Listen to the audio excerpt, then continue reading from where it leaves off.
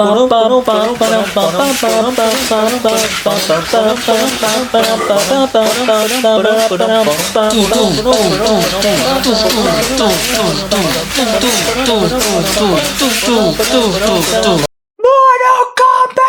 Sorry you had to witness that. I don't have a headband, so I'm just using one of my old belts, just wrapped around my head. But what I do have is plans to watch Mortal Kombat 2 tomorrow night. I was invited, so, I'm gonna watch it. And, I hadn't seen the first movie, so I had homework to do. I wasn't gonna play the games, but I was gonna watch the movie, the prior movie, Mortal Kombat, that was released in 2021. And like I said, no, I do not play the games.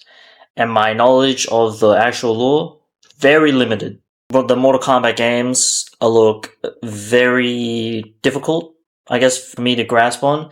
I don't really play, I haven't played any fighting games, or at least those kind of fighting games. One day in the future, I might, but as of now, just, also, money's a bit tight, so I'll wait on that. My knowledge is limited. I know Scorpion, I know Sub-Zero, and I know they fight to the death. But, after seeing the movie, that was before I watched the movie, and, I got a few thoughts about it. I think the highlights for me was probably the music and fighting. Specifically, when it comes to music, that poor attempt I did earlier, but the Techno Syndrome by The Immortals, it's one of the best fighting music I've ever heard. And it makes for good dance music. Can't help but make you want to move. I liked it. Fights were really, really cool, and Liu Kang was it was interesting. I saw him, I was like, oh, okay, cool, new guy to the screen. And he took off the shirt. I was like, whoa, he is built. And speaking of built, a character design that I really liked was I don't know his name, but he had the green skin, or was it brown? A bit of in between, but he had 4 arms. That was the thing. I think it was a Prince something, but he had 4 arms and he looked really cool. And he died in sort of a underwhelming way, but his character design was cool. Now, and the hat guy, I've forgotten his name, but the hat guy, I don't know, I found it kind of lame for a while, until he got the fatality. He split that lady in half with his hat. I thought that was cool, but apart from that, before that, I was like, this guy's lame. But now I was like, oh yeah, I like him fighting, and I like his hat. It's cool. I think the ending was pretty awesome. The Sub-Zero for Scorpion, that was pretty cool. Oh, and also Cole Young was there helping. And, I learned this. The actor who plays Sub-Zero is Indonesian, like this guy. And there's a couple of Australians among the cast, like this guy. Sonya Blade and Kano. Sonya Blade played by Jessica McNamee, and Kano played by Josh Lawson. Very entertaining. At first, Kano was a bit annoying at first for me, and then he kind of grew on me, and I ended up liking him a bit more. I've just touched on the characters and what I've liked and the cool designs. For the main character, our protagonist, Cole Young, he was a bit, this is going to sound bad, but he was a bit dull, a little on the boring side. I don't know, just compared to everybody else, Raiden, Liu Kang, Kano, Sonya, Jax, he felt the weakest in terms of depth towards his character. I'm not a writer. But I was more interested in the other characters than him. I did like his powers though, his suit of armor receives damage and he can reflect it and make weapons. Specifically tonfas, but they were not tonfas. I'm not sure what the name is. It was tonfas, but they had blades and spikes on the ends and all that, and on the ends in it. Sonya and Jax, they were starting to get interesting. I wanted to see more of those two, because Jax struggling with his current predicament, with his his arms are gone, and Sonya struggling with her predicament because she didn't have powers like the rest of them. That being I guess a relatable quality I would have liked to explore a bit more.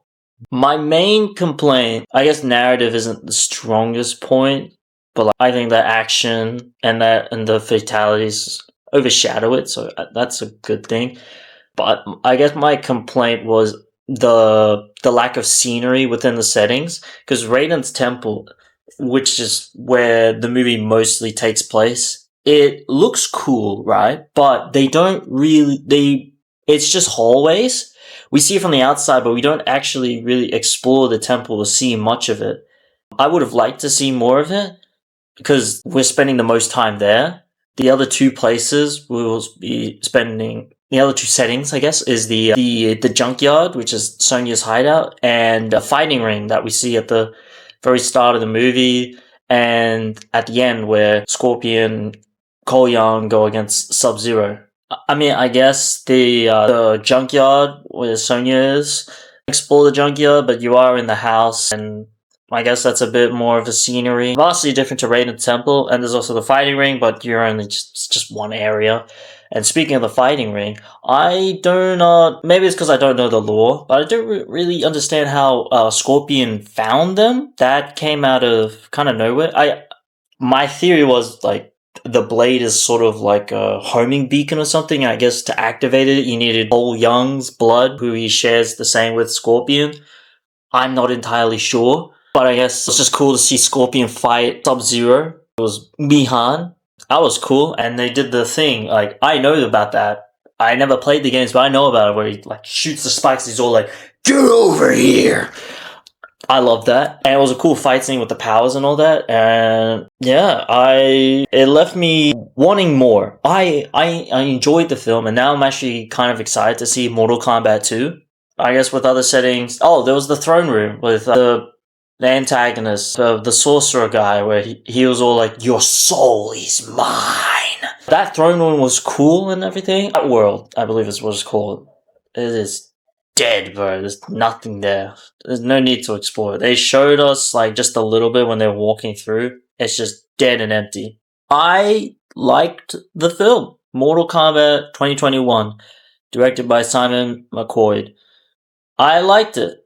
It wasn't anything spectacular. It was okay. But here's the thing.